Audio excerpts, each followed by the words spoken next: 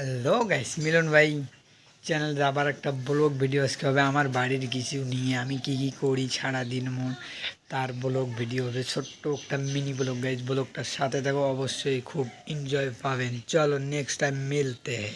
Hello guys, finally চলে আসলাম পরের part 2, যেটা আজকে আমি করবো।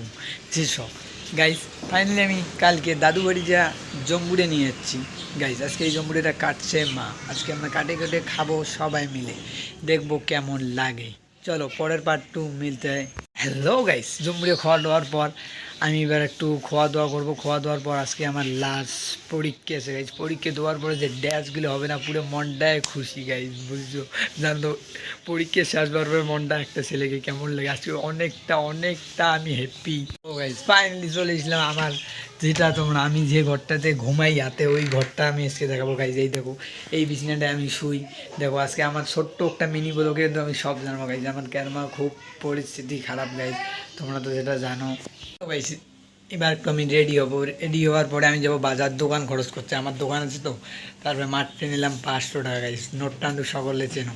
চলো বাজার যা দেখবো কি কি খরচ নেই আমি। চলো চলো পরের পার্ট 2 মিলতেছি।